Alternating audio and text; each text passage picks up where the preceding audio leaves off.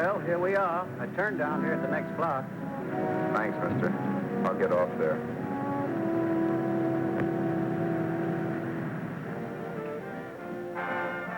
Want anything else? No. Hey, you. Me? Yeah, you. Where you heading? East. Too bad. I thought if you was heading north, I might be able to help you out. Well, Lake, and I don't like to ride alone at night. I'm one of those guys who's got to talk or I fall asleep. Oh. Sure, now, your partner, he's got Lou to keep him company, but I ain't got nobody at all. Where you coming from? West. Yeah, sure, I know, but where, L.A.? Maybe. Got a cousin out in L.A. You don't say. Yeah, he's been out... You're not much of a talker, are you? My mother taught me never to speak to strangers. Oh, a wise guy. So what? Okay, don't get sore. Trying to be sociable, that's all. Hey, Glamorous. You change for a dime, will you?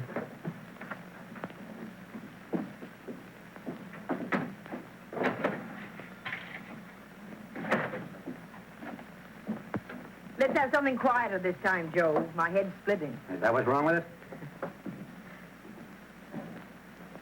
Done with your coffee? No. And don't rush me, will you?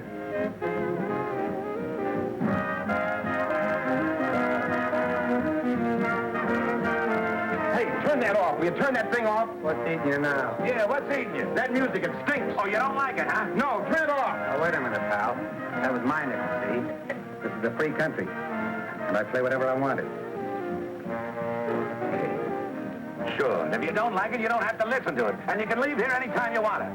Okay. I'm sorry I... First good piece played tonight and you don't like it.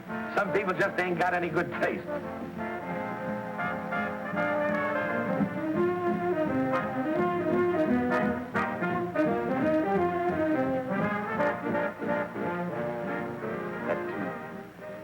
That tune. Why was there always that rotten tune? Following me around, beating in my head, never letting up. Did you ever want to forget anything? Did you ever want to cut away a piece of your memory or blot it out? You can't, you know. No matter how hard you try. You can change the scenery, but sooner or later you'll get a whiff of perfume where somebody will say a certain phrase or maybe hum something. Then you're licked again. I can't believe that you're in love with me. I used to love that song once. So did the customers back in the old Break of Dawn Club in New York. I can't remember a night when I didn't get at least 3 requests for it. Sue, she was always selling it too. Those were the days.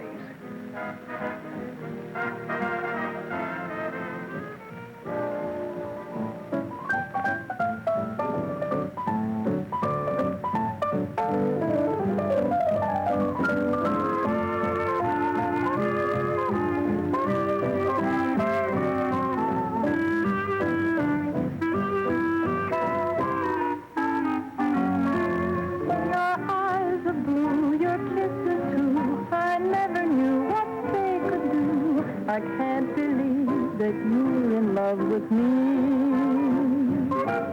You're telling everyone you know that I'm on your mind each place you go. They can't believe that you're in love with me.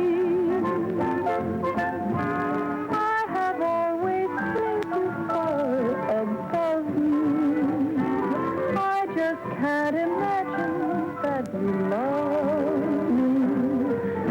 After all is said and done, to think that I'm the lucky one, I can't believe that you're in love with me.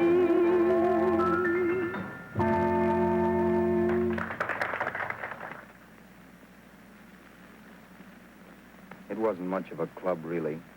You know the kind. A joint where you could have a sandwich and a few drinks and run interference for your girl on the dance floor. I pounded the piano in there every night from 8 until the place closed up, which usually meant 4 in the morning. A good job as jobs went in those days. Then, too, there was Sue, who made working there a little like working in heaven. But how we felt about each other, well, there was nothing very unusual in that. I was an ordinary healthy guy, and she was an ordinary healthy girl, and when you add those two together, you get an ordinary healthy romance. which is the old story. Sure. But somehow, the most wonderful thing in the world.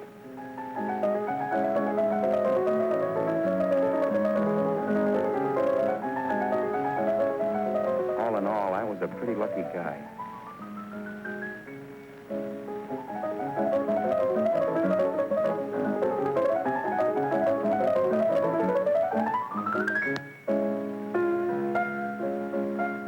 Paderewski, I presume. It's beautiful. You're going to make Carnegie Hall yet, Al? Yeah, as a janitor. I'll make my debut in the basement. I don't blame you for being bitter, darling, but you mustn't give up hope. Why, someday... Yeah, someday. If I don't get arthritis first. In the meantime, let's blow this trap.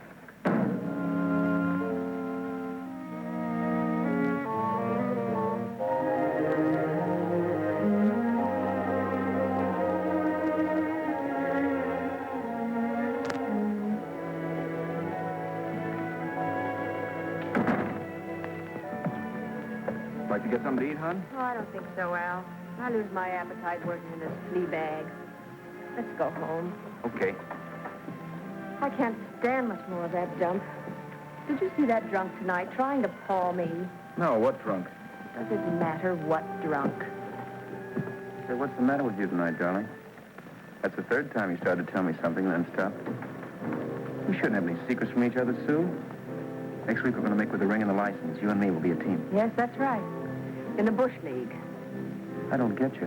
We've been struck out. It's a funny way to talk, darling. Don't you want to marry me? Al, look, I love you. You know I do, and I want to marry you. But? But not now. Only after we've made good. Sunday I'm going away. Oh, I know you'll think it's silly. That's why I hesitated to tell you. But I'm going to California. I want to try my luck in Hollywood. That's the most stupid thing I ever heard of. Don't you know millions of people go out there every year and wind up polishing cuspidors? I thought you had better sense. You sound as if you don't think I have any talent. That has nothing to do with it. I'll make out all right. Maybe. But what about me? Doesn't it mean anything to you that you're busting up all our plans? We may not see each other for years? It won't be that long. I thought you loved me. I do. You know I do. Well, here we are. Al, why can't you see my side of it? I'm young. We both are. And we've got all the time in the world to settle down. Really, darling, what I'm doing is the only sane thing to do. I hate the thought of being so far away from you, but we'll be together again someday. Maybe you'll decide to come out too later on. So long. Al, aren't you going to kiss me goodnight? Sure. Why not? Good night.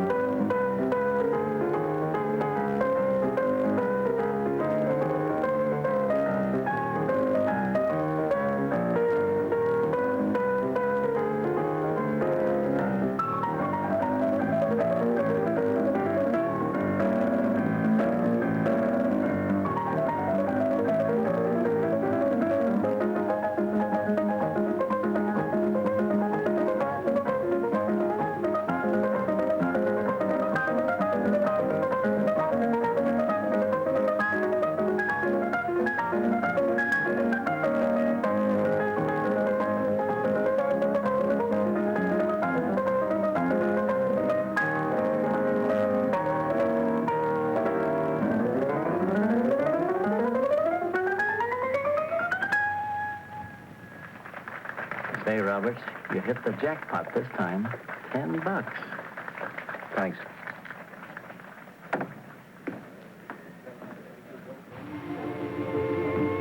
So when this drunk handed me a 10 spot after a request, I couldn't get very excited.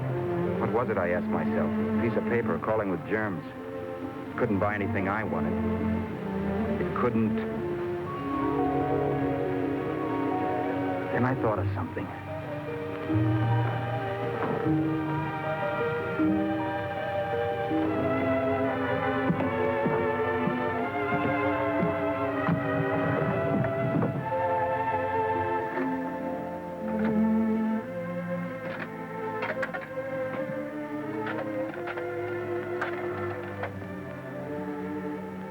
Long distance.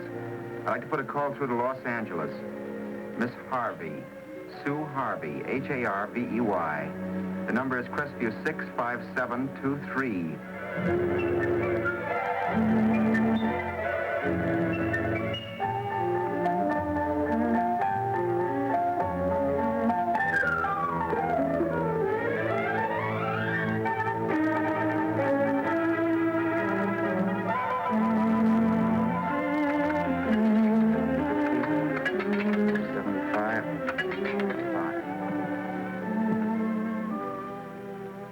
Hello, Sue? This is Al. Oh, baby, it's great to hear from you, too. What's that? You do? Oh, me too, darling. I thought I'd go batty without you. I just had to... Huh? You're working as a hashlinger? Gee, honey, that's tough. Those guys out in Hollywood don't know the real thing when it's right in front of them. You just stick it out, Sue, baby. Keep going around to those casting offices. I'm sure you'll click. Look, I'll tell you what. You stay put out there, I'll come to you. No, don't try to stop me. Just expect me. Train? Who knows? Train, plane, bus, magic carpet. I'll be there if I have to crawl. If I have to travel by pogo stick. And then, let's get married right away, huh? That's the stuff. That's what I've been wanting to hear you say. Well, goodbye for now. I'll be seeing you soon. Yeah. Bye.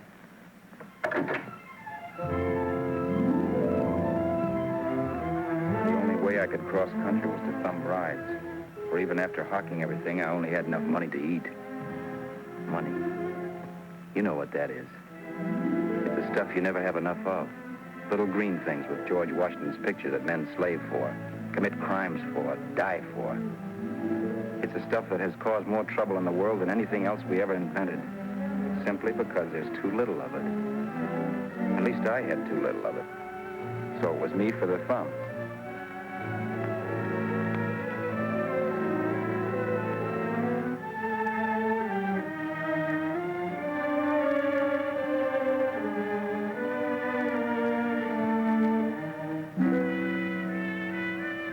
Ever done any hitchhiking?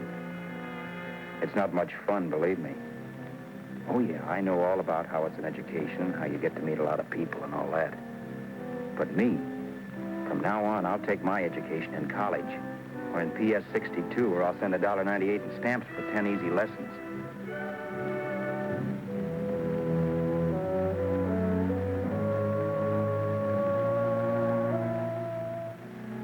Thumbing rides may save you bus fare, but it's dangerous.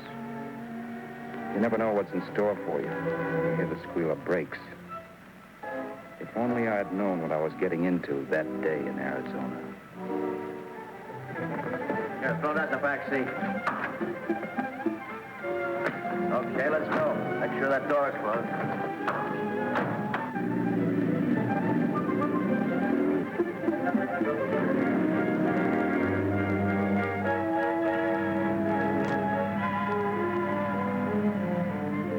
You know, Emily Post ought to write a book of rules for guys thumbing rides. Because as it is now, you never know what's right and what's wrong.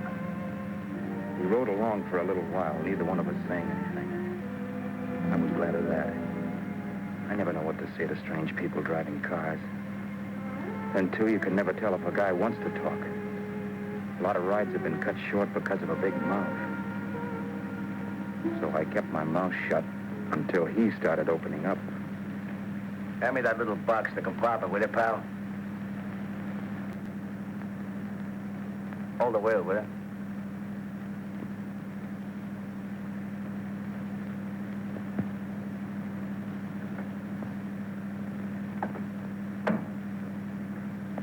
How far are you going? L.A. Well, you're really traveling, aren't you? Yeah, but I don't expect to make it for a couple of years at the rate I've been promoting rides. Not much luck, huh? Sure, all bad. Not many people stop for a guy these days. Afraid of a stick-up, maybe.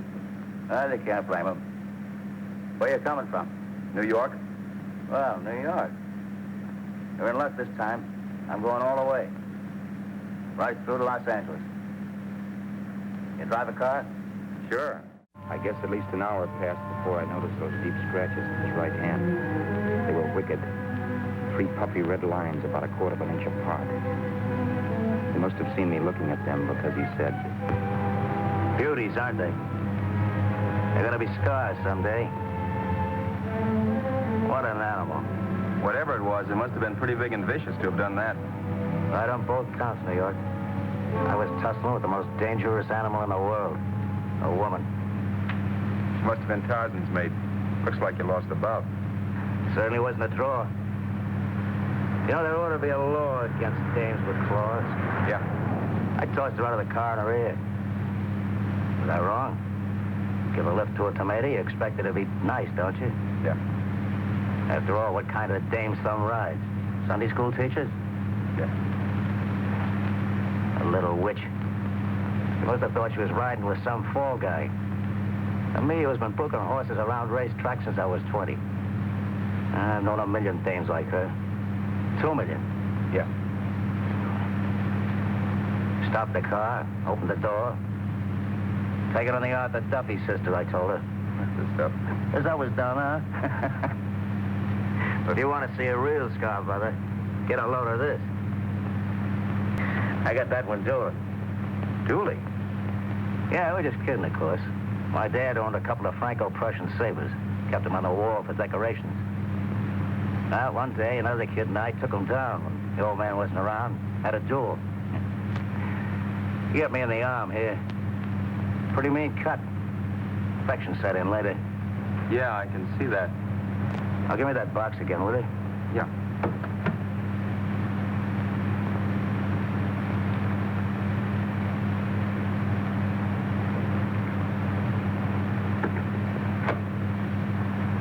Pain made me lose my head, I guess. I began slashing. Before I knew it, I'd put the other kid's eye out. That was tough. Well, it was just an accident, of course. Do you know how kids are? I got scared and decided I was going to run away from home. Old man almost caught me when I was packing my duds.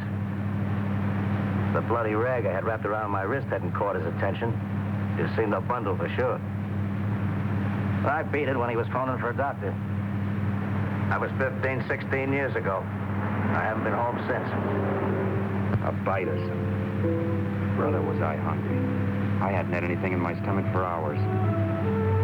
Yet even with that gnawing in the pit of my belly, I didn't want to be in too big a rush to put on the feed bag. First, I had to make sure this guy knew the score. If I got him down on me, it was goodbye ticket to Hollywood. I'll wait out here for you, mister. If it's the money, don't worry about paying for it. This time it's on me. Well, that's white of you, Mr. Haskell, make nothing of it. You make your first million, maybe you can do the same for me. Come on, New York. I gotta make the West Coast by Wednesday. There's a horse running at Santa Anita named Paradiesical. Means dough to me if I'm on him. We'll make it all right. He did most of the talking during the half hour we were in the place. I ate. He rambled on about his old man, whom we hadn't heard from since he ran away as a kid. Now he happened to become a bookie. And then all about how he got rooked in Miami. One race, 38 grand. They cleaned out my book. How do you like that? That was tough luck. Yeah, and I'm supposed to be the smart guy. Well, you just wait. I'm going back to Florida next season with all kinds of jack. And you watch those stinkers run for cover. Want anything else? No, thanks. I've had plenty.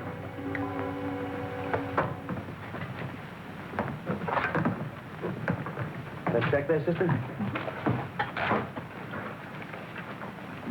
Oh, just a minute. Your change, sir. Keep it, sister. Oh, thank you, sir. Call again. We're waiting outside for you when you finish work. Sharp check, huh?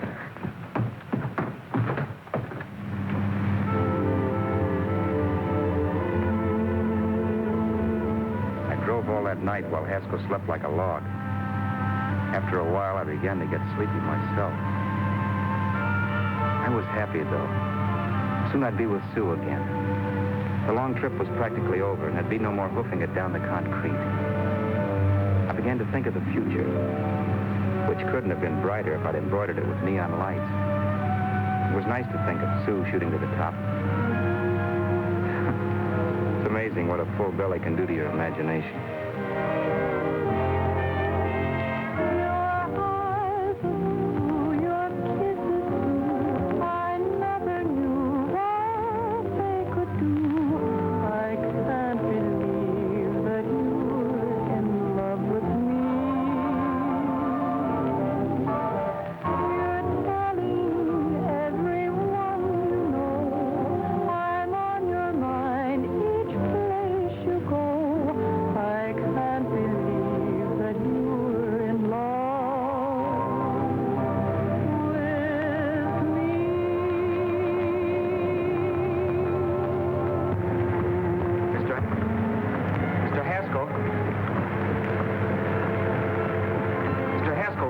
Raining. Don't you think we ought to stop him?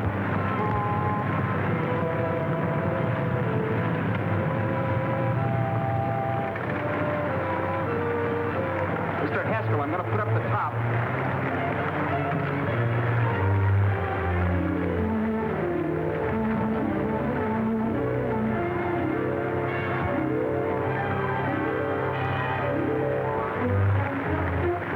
Up until then, I'd done things my way. But from then on, something else stepped in and shunted me off to a different destination than the one I had picked for myself. But when I pulled open that door... Mr. Haskell, what's the matter? Are you hurt? Are you hurt, Mr. Haskell? Start yourself. I'll listen to it. But I know what you're going to hand me even before you open your mouths. You're going to tell me you don't believe my story of how Haskell died and give me that don't make me laugh expression on your smug faces. I saw at once he was dead, and I was in for it. Who would believe he fell out of the car? Why, if Haskell came too, which of course he couldn't, even he would swear I conked him over the head for his dough. Yes, I was in for it.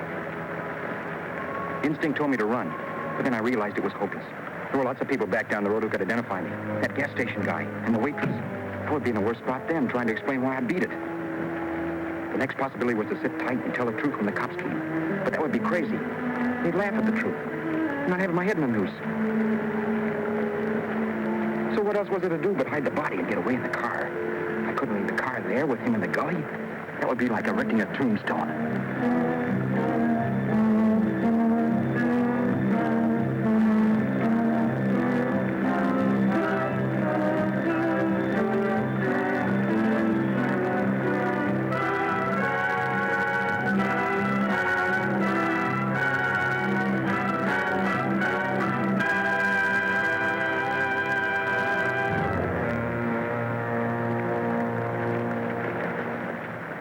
My idea was to cover him with brush, not to rob him.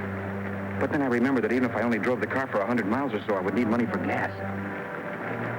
Besides, it was stupid of me to leave all that money on a dead man. Not only that, I'd have to take his driver's license in case I was stopped for something. I didn't like to think about it. But by that time, I'd done just what the police would say I did, even if I didn't. My clothes. The owner of such an expensive car would never be wearing them. Some cop might pull me in on suspicion.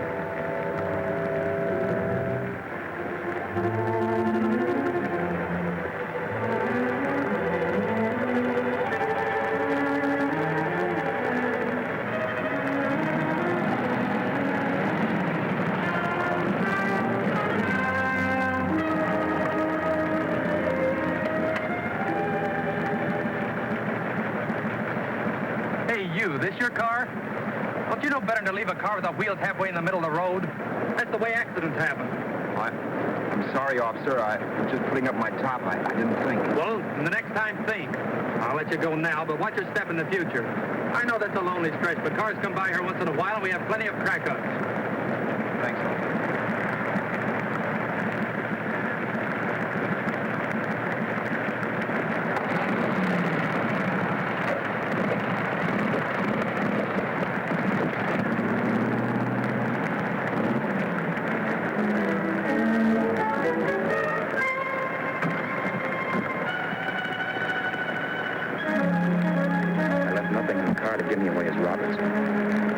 dead man in the gully now.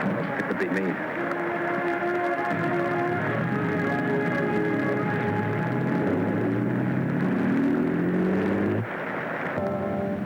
Drove off, it was still raining. And the drops streaked down the windshield like tears. I kept imagining I was being followed and that I could hear sirens back in the distance. Just how long it took me to cover the 60-odd miles to the California state line, I don't know. I lost all track of time. But the rain had stopped and the sun was up when I pulled up to the inspection station. Hello? Carrying any fruits or vegetables? No. Any livestock or poultry? No. I'd see your registration and driver's license, please. Anything in the baggage compartment? Just baggage. Charles Haskell, Jr., age 30, brown eyes, dark hair. Identifying marks, none. Are you Charles Haskell, Jr.? Yes. Well, remember, if you're employed and you stay over 30 days, you take out California plates. All right, officer, but I'll only be in the state a short while. Right, you can go now.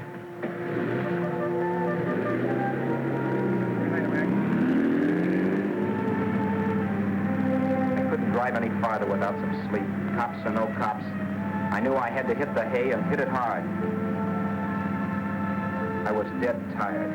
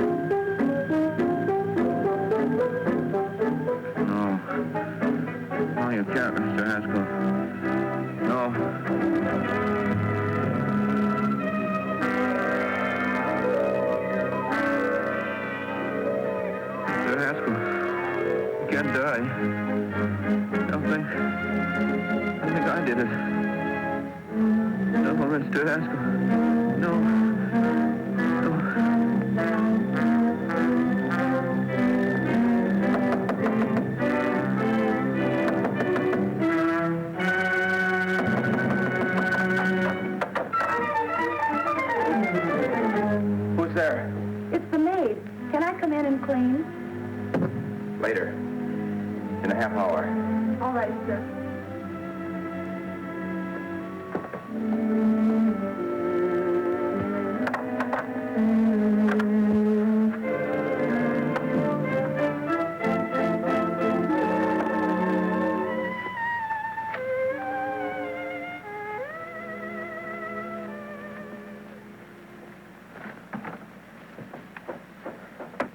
There was no time to lose.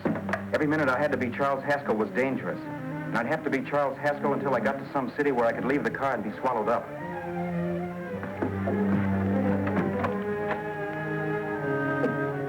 That meant driving the car as far as San Bernardino, maybe even to Los Angeles. In a little town, I might be noticed, but in a city, I should be safe enough. Then, after I ditched the car, I could go on to Sue. But those 5 minutes at the state line made me realize it might be a good idea to find out a little bit about Mr. Haskell. Then, if anybody asked me questions, I'd give the right answers. The first thing I found out was I had $768. This was a lot of jack, but believe me, it was the kind of money I'd rather not have.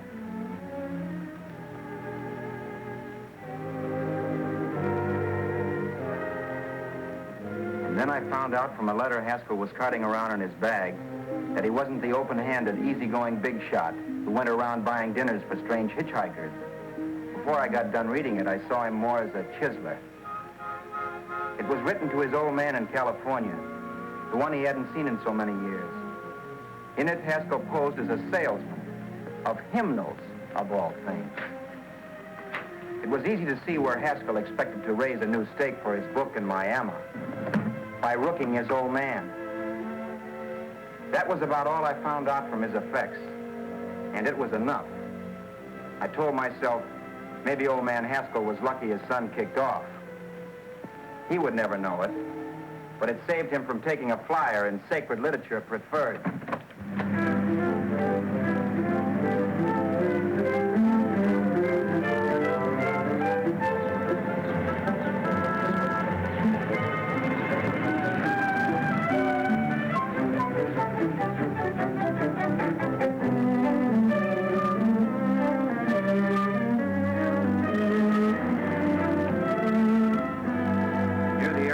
desert center, I pulled up for water. There was a woman. Hey, you! Come on if you want to ride.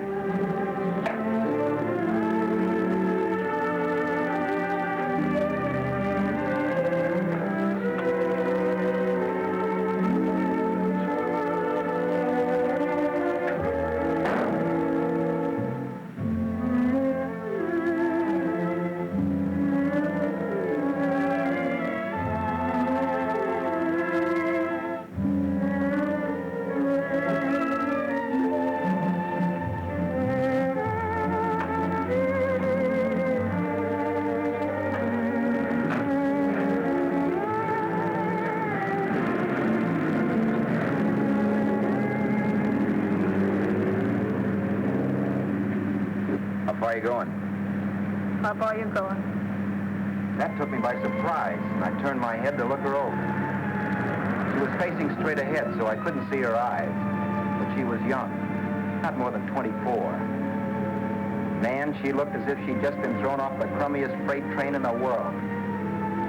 Yet, in spite of this, I got the impression of beauty. Not the beauty of a movie actress, mind you, or the beauty you dream about when you're with your wife, but a natural beauty. A beauty that's almost homely because it's so real. Then suddenly she turned to face me. How far did you say you were going? Los Angeles? L.A.? L.A.'s good enough for me, mister. That's what I was afraid of. What'd you say? Oh, nothing, just thinking out loud. People get in trouble for doing that. What's your name? You can call me Vera if you like. You live in Los Angeles? No. Where are you coming from? Oh, back there. Needles? No. Oh, sure, Phoenix. You look just like a Phoenix girl. Are the girls in Phoenix that bad? The girl must have been pretty tired because she fell asleep not 20 minutes after she stepped into the car. She lay sprawled out with her head resting against the far door, like Haskell. I didn't like that part of it much, but I didn't wake her up. It wasn't that this girl still worried me. I'd gotten over that funny feeling I had when she looked at me, which I put down as just my jangled nerves. With her eyes closed and the tenseness gone out of her, she seemed harmless enough. And instead of disliking her, I began to feel sorry for her. The poor kid probably had a rough time of it. Who was she, anyway? And why was she going to Los Angeles? And where'd she come from in the first place? The only thing I knew about it was her name. Not that it made any difference. A few hours more and we'd be in Hollywood.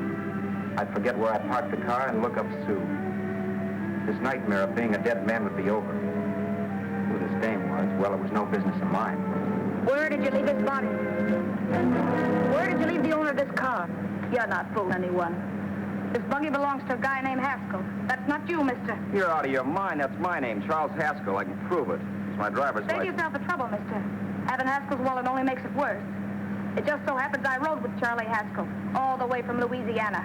He picked me up outside of Shreveport. You rode? You heard me. Then it all came back to me. All the talk about dueling and scars and scratches. There was no doubt about it. Vera must be the woman Haskell had mentioned. She must have passed me while I slept. Well, I'm waiting. My goose was cooked. She had me. That Haskell guy wasn't dead yet. He wasn't stretched out stiff and cold in any Arizona gully. He was sitting right there in the car, laughing like mad while he haunted me. Well? There was nothing I could say. It was her move. Vera, whatever her name was just my luck picking her up on the road. It couldn't have been Helen, or Mary, or Evelyn, or Ruth. It had to be the very last person I should ever have met. That's life. Whichever way you turn, fate sticks out a foot to trip you.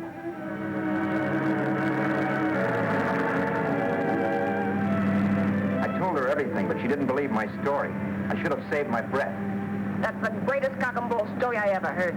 So he fell out of his car. Say, who do you think you're talking to, a hick? Listen, mister, I've been around, and I know a wrong guy when I see one. What'd you do, kiss him with a wrench? Now, wait a minute. What I told you was true. You see, that's why I had to do it. You think I killed him. Well, the cops would have thought so, too. Yeah, well, maybe they still think so. What makes you so sure I'll shut up about this? Vera, I'm innocent. Give me a break, will you? It won't do me any good having you pinched. The cops are no friends of mine. Now, if there was a reward, but there isn't. Thanks. Don't thank me yet. I'm not through with you by a long shot. Let's see that roll.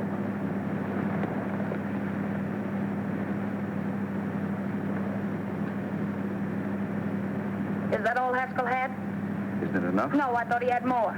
Not that I know of. You can search me if you think I'm holding out on you. Well, maybe I will at that. He told me he was going to bet $3,000 on a horse named Paradisical on Wednesday at Santa Anita. He was stringing you along. He meant 300. Maybe. Sure, $3, 300. He was a piece of cheese, a big blowhard. Listen, mister, don't try and tell me anything about Charlie Haskell. Remember, I knew him better than you did. Okay, then you knew he was a four-flusher. That explains the $3,000 bet. I'm not so sure he didn't have that $3,000. Why should I believe you? You got all the earmarks of a cheap crook. Now, wait a Shut minute. up. You're a cheap crook and you killed him. For 2 cents, I'd change my mind and turn you in. I don't like you. All right. Don't get sore. I'm not getting sore. But just remember who's boss around here. If you shut up and don't give me any arguments, you'll have nothing to worry about. But if you act wise, well, mister, you'll pop into jail so fast it'll give you the bends. I'm not arguing. Well, see that you don't. You know, as crooked as you look, I'd hate to see a fella as young as you wind up sniffing that perfume that Arizona hands out free to murderers. I'm not a murderer. Of course you're not. Haskell knocked his own head off. He fell. That's how it happened, just like I told you. Sure, and then he made you a present of his belongings. I explained why I had to do that. Doesn't make a difference one way or another. I'm not a mourner. I liked Haskell even less than I like you. Yeah, I saw what you did to him. What do you mean? Well, scratches on his wrist. Sure, I scratched him. I'll say you did. So your idea was to drive the car a little way, maybe into San Bernardino, and then leave it. You weren't going to sell it? Sell it? You think I'm crazy? Somebody else's car?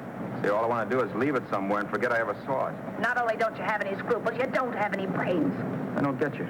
Maybe it's a good thing you met me. You'd have got yourself caught, sure. Why, you dope. Don't you know a deserted automobile always rates an investigation? Huh? Look, the cops find a car. Then they get curious. They wonder where the owner is. So, all right, they don't trace Haskell. They trace you. I never thought of that. The only safe way to get rid of the car is to sell it to a dealer. Get it registered under a new name. Say, stop at the next store. I want to get a bottle and do some shopping before we hit L.A. Okay. As we find a place, I'll drop you off and pick you up later. Nothing doing. You're coming in, too. From now on, you and I are like the Siamese twins. Have it your way. But I don't get the point. The point is, I don't want you to get lost. I'm not going to beat it if that's what you're afraid of. I'll say you're not. Well, I'm going to see that you sell this car so you don't get caught. Thanks. Of course, your interest wouldn't be financial, would it? You would want a small percentage of the profits. Well, now that you insist, how can I refuse? 100% will do. Fine. I'm relieved. I thought for a moment you were going to take it all. A few hours later, we were in Hollywood. I was recognizing places Sue had written about. It struck me that far from being at the end of the trip, there was a greater distance between Sue and me than when I started out. Vera wasn't kidding with that Siamese twins crack. She rented a little apartment as Mrs. Charles Haskell. When I objected to this, she explained that it was on account of the car. The dealer might think something was funny if he called and found we were using different names.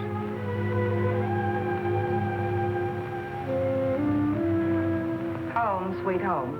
Yeah. Not bad either.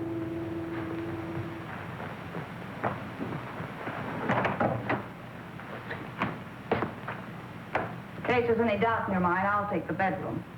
Yeah. Sure is stuffy in here.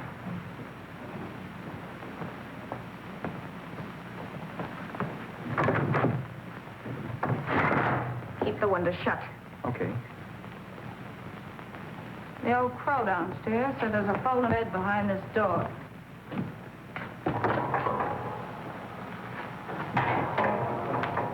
You know how to work it? I invented it.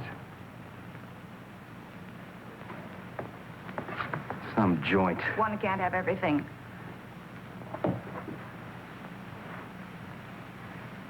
I'm first in the bathtub. I don't know why, but I figured you would be.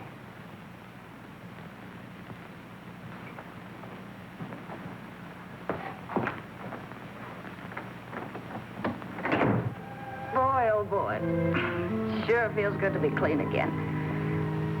I must be 10 pounds lighter. You must be. Well, hitching rides isn't exactly the way you keep your schoolgirl complexion. I wish that guy with the sax would give up. Gets on my nerves. Forget it. Have a drink. Aren't you afraid I might take you up on it? If I didn't want to give you a drink, I wouldn't have offered it. Why be a sorehead, Roberts? You got yourself into this thing. You should be grateful I'm not turning you in. Why, if I wasn't regular, you'd be in the pen this minute, being photographed, fingerprinted, and being pushed around by the cops. So cheer up. Get rid of that long puss. Or is your conscience bothering you?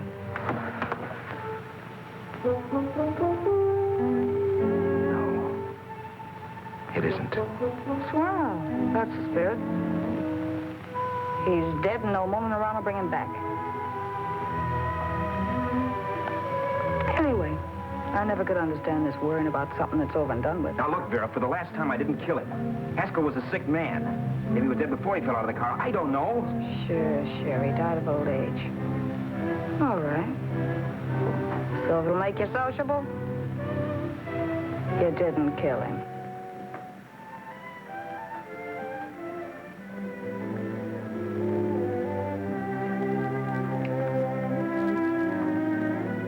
Thanks.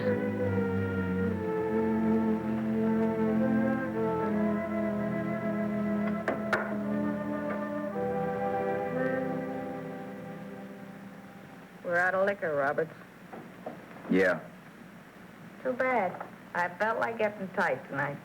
Well, I think you succeeded. And my turn? As a prima donna's corset. That's good. I wanted to get tight. Why? What have you got to get tight about? Oh, I don't know. Few things. You should have my worries. If I had your troubles, I'd stay sober. And I've got the key to that door. Yeah. Maybe you're right. I'm always right. You know, I don't like your attitude, Robert. Well, there's a lot of things I don't like. Sure. But life's like a ball game. You gotta take a swing at whatever comes along before you wake up and find it's the ninth inning. I bet you read that somewhere. That's the trouble with you, Roberts. All you do is bellyache. Taking it easy and trying to make the best of things. But maybe that's what's wrong with the whole world. Get the professor. People knock themselves out trying to buck fate. Now, take you, for instance. You're lucky to be alive. Why, suppose Haskell had pulled open your door. You'd be playing a harp now. Think of that. You think of it. I'm tired of thinking. There's plenty of people dying this minute. I would give anything to trade places with you. I know what I'm talking about. I'm not so sure. At least they know they're done for. They don't have to sweat blood wondering if they are. Your philosophy stinks, pal. We all know we're going to kick off someday. It's only a question of when. But what got us on this subject anyway? We'll be discussing politics next. Yeah. Where'd you hide the butts? On the table, sucker.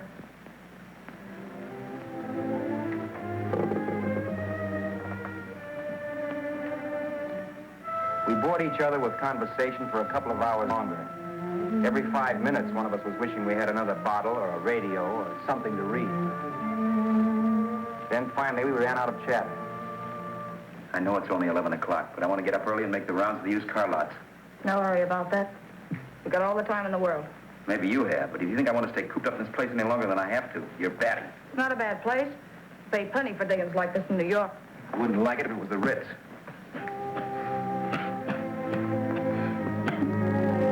Rotten liquor. You got a mean cough. Want to do something about it. I'll be all right. That's what Camille said. Nobody you know. Wasn't that the dame that died of consumption? Yeah. Wouldn't it be a break for you if I did kick off? You'd be free with all Haskell's dough and car. I don't want to see anybody die. Not even me. Especially not you. One person died of me. If you did, well, that's all I need. You don't like me, do you, Robert? Like you? I love you. My favorite sport is being kept prisoner. After we sell the car, you can go to Blazers for all I care, but not until then.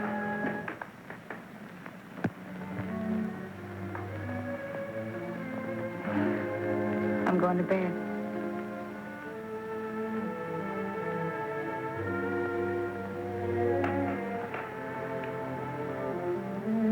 Good night, Robert. Don't try and sneak away during the night. All the doors are locked. Anyway, if I find you gone in the morning, I'll notify the police. They'll pick you up. Don't worry, I know when I'm in a spot. Well, good night. I hope that portable rack isn't too uncomfortable for you. Don't lose any sleep over it, will you, Vera?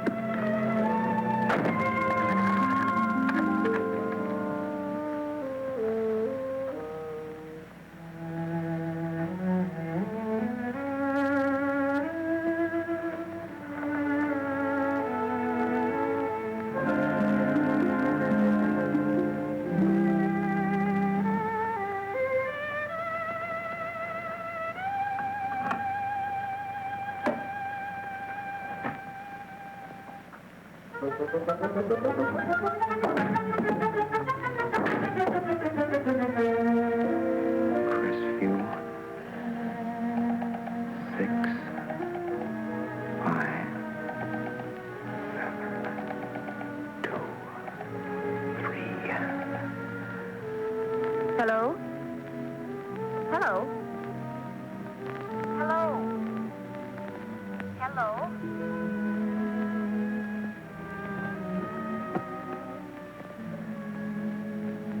No.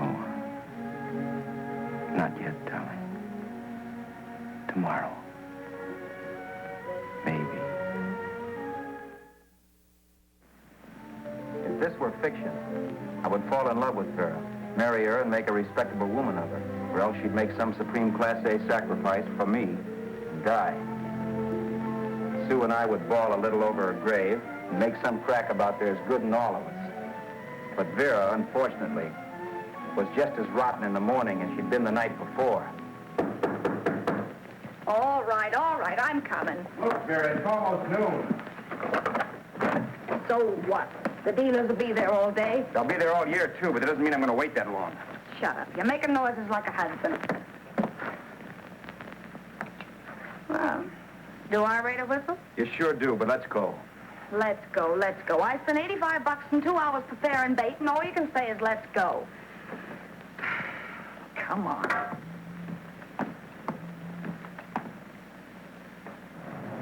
We passed a few used car lots last night down this way. What do you think we can get for this heap? I don't know. Plenty. You just let me handle everything. Think we can get $2,000? I don't know, but don't worry. I'll squeeze as much out of this guy as I can. If I let it go cheap without a fight, he might think we've stolen the car.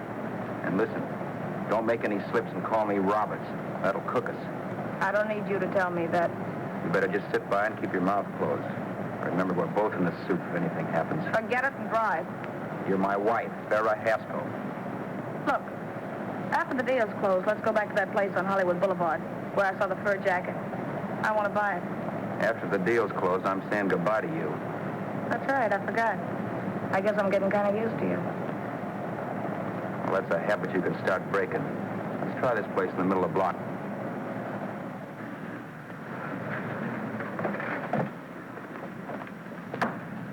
Good afternoon. What can I do for you? We're interested in selling a car. If the price is right. Well, if it's in good mechanical condition, it should blue book for about $1,600. Tony, take a look at this motor. $1,600. Are you kidding?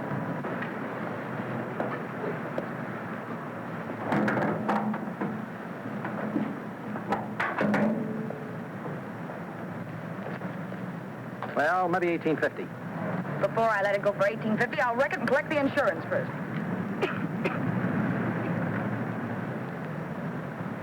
Maybe this motor's seen a lot of driving.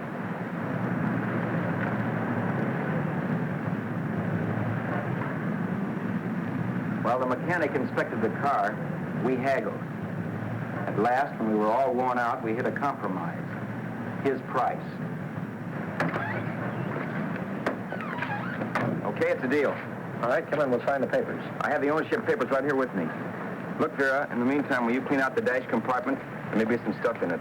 All right, darling.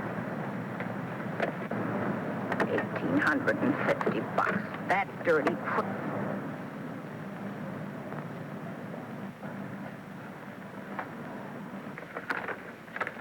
In New York, huh? Yeah. But you bought the car in Miami. Yeah. Well, now let's see about the insurance. We can either have it transferred or canceled. What kind of insurance do you have, Mr. Haskell? Well, aren't all the papers there? I don't see any. Surely you know what type of insurance you carry in the car. The name of the company? Yeah, but, Well, if you'll just tell me the name of the company, I'd be very glad to take care of all the details. well, Did you sign the papers yet? not yet. Well, don't. We're not selling the car. Well, wait a minute, Mrs. Haskell. Come on, darling. What's the matter? Change your mind? Yes, I'm sorry. I guess I have. But, Vera... Let's go.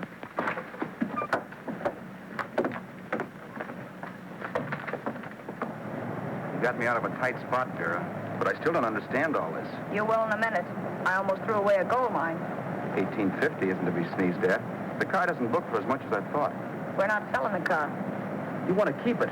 Now, wait a minute, Vera. You said yourself I wouldn't be safe until the car was in someone else's name. I'd like to be free of this mess when I go. That's just it, Roberts. You're not going. There's a drive-in at the next corner. Pull in there and we'll get a bite to eat. Now I'll explain. What is this, another one of your brilliant ideas?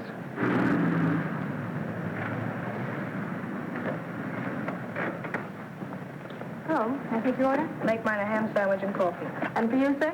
Oh, I don't care. The same. Thank you.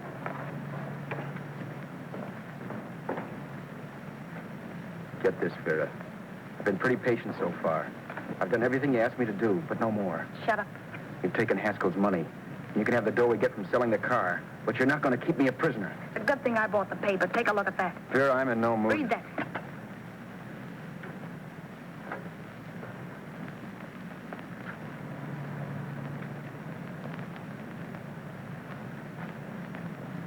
No. Yes. No, I won't do it. Yes, you will. You think I'm crazy? It's impossible, I tell you. Excuse me.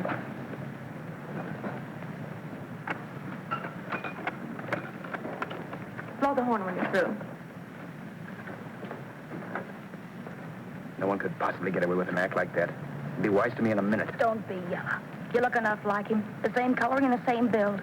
See how his clothes fit you? No kidding, you almost had me fooled for a while. Oh, grow up, Vera. Don't you think a father knows his own son?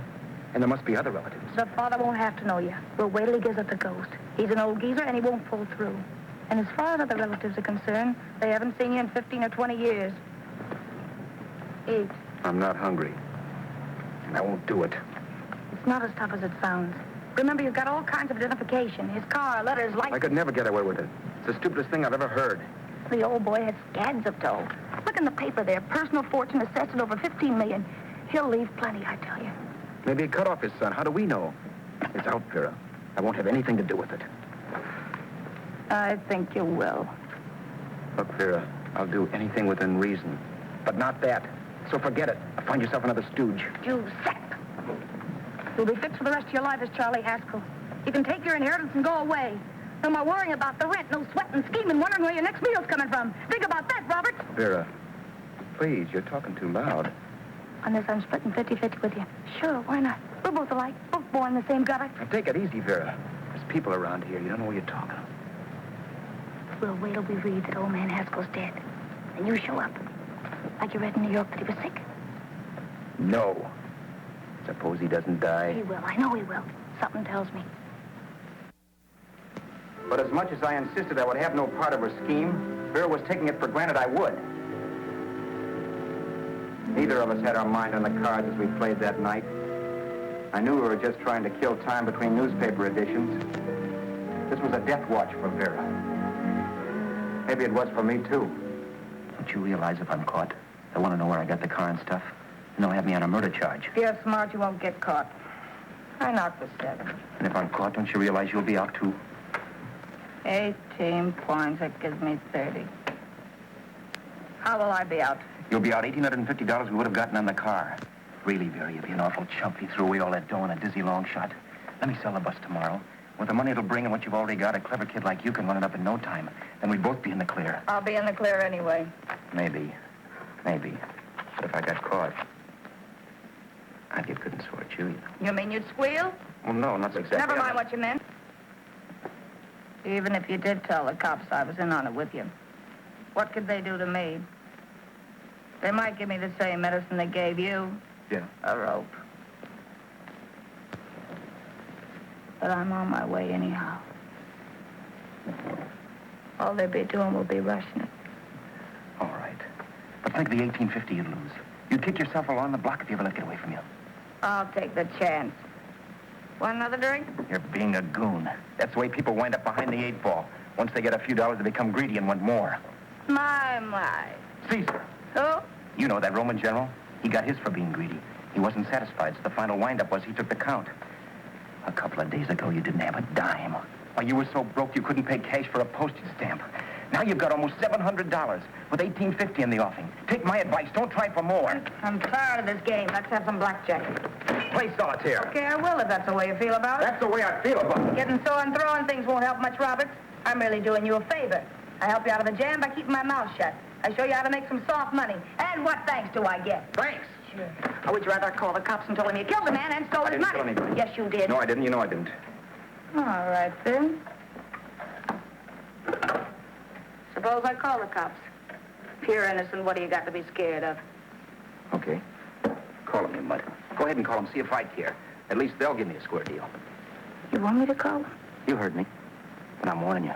If I'm pinched, I'll swear you were in on it. I'll say that you helped me. If I pry, I'll get even with you. You wouldn't dare. You're chicken. Yeah? Then try it and see. Call them. Yeah. Okay, I will.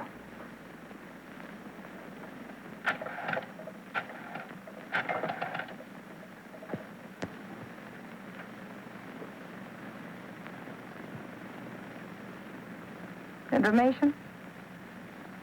I want the number of the Hollywood police station. Okay, I got it. Thanks. Wait a minute, Vera. You wouldn't do that. Wouldn't I? Give me that and I'll show you if I would. Take it easy now. Let's talk this over. This was early in the evening, and the conversation, while hectic, was at least pitched low. But as the minutes passed, and more obstacles to her plan popped into my head, the air got blue. Each word coming from our lips cracked like a whip. I reminded her that as Charles Haskell, I didn't even know my mother's name, where I'd gone to school, the name of my best friend, whether I had an Aunt Emma or not, my religion, and if I'd ever owned a dog. I didn't even know what my middle initial stood for. I also pointed out that the real Haskell had a scar on his forearm. His people never saw that scar. He told me he ran away right after putting out the kid's eye. Yeah, but his father knew he was cut. It'll be some kind of a mark. So what? The old man's dead, or will be. I hope by tomorrow morning's papers. Anyway, you could cut yourself a little, couldn't you? Boy, for that kind of dough, I'd let you cut my leg off. You're drunk and you're crazy mad, Vera. Turn me in if you want to, but I won't get mixed up in this. Besides, how do we know Haskell was such a phony? Maybe it wasn't the man's son at all. Maybe he just dreamed it up. Well, dreaming or not, you won't be dreaming when the law taps you on the shoulder. There's a cute little gas chamber waiting for you, Roberts. And I hear extradition to Arizona's a cinch. Where's that phone? Vera! Leave me alone. Vera! Here. I want a phone. Call police. I hate you, you stinker. You leave me alone. I'll let you alone when you promise to leave the phone where it is. You're drunk. You don't know what you're doing. You're hurting me. Well, you promised. All right.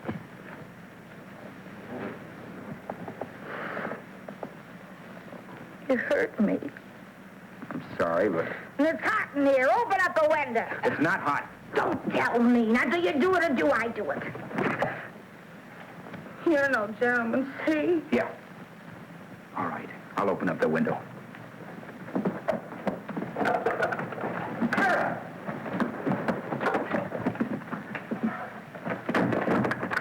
Vera, open the door. Please open the door. Vera, open the door. Don't use the phone. Listen to me. I don't like you, Roberts. You're no gentleman, see? You hurt my hand, and I'm going to get even with you. you don't open the door, I'm going to kick it down, Vera. Vera, don't call the cops. Listen to me. I'll do anything you say. Vera, let me in. I'll break the phone.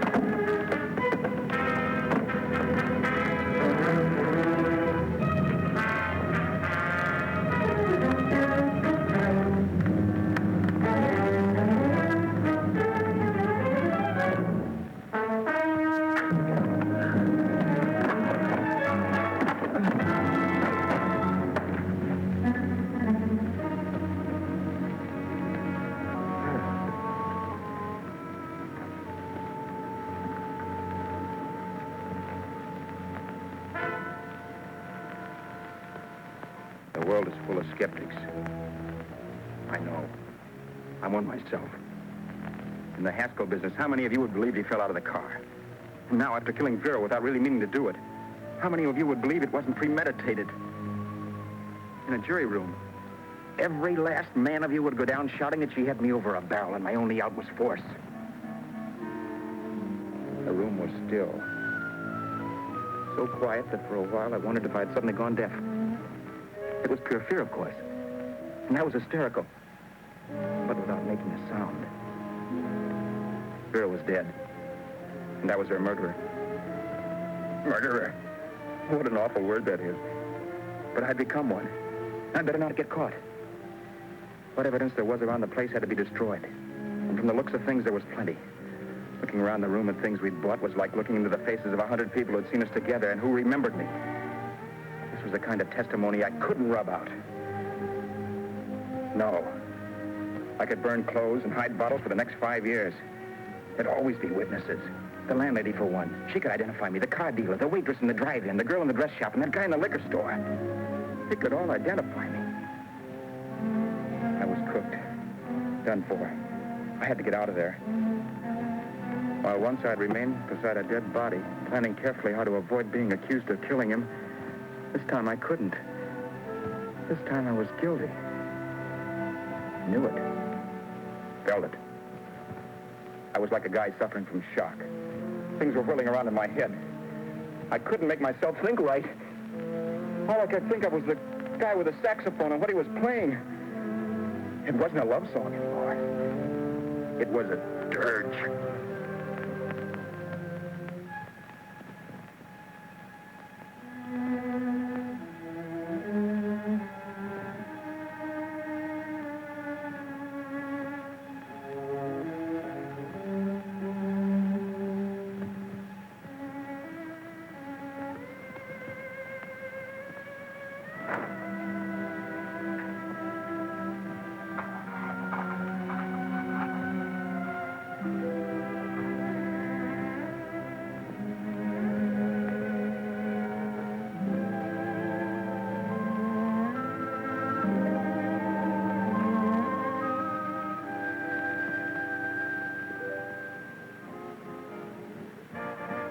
My problems weren't solved. I had to stay away from New York for all time. Because Al Roberts was listed as dead and had to stay dead. And I could never go back to Hollywood. Someone might recognize me as Haskell. Then, too, there was Sue. I could never go to her with a thing like this hanging over my head. All I could do was pray she'd be happy.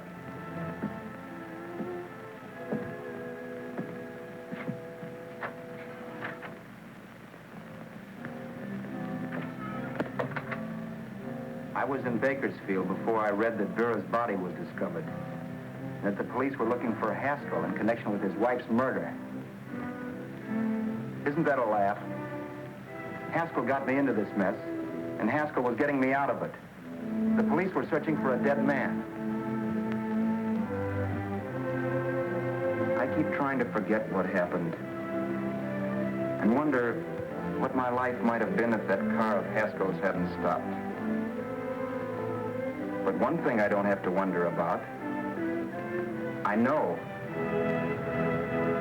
Someday a car will stop to pick me up that I never thumbed.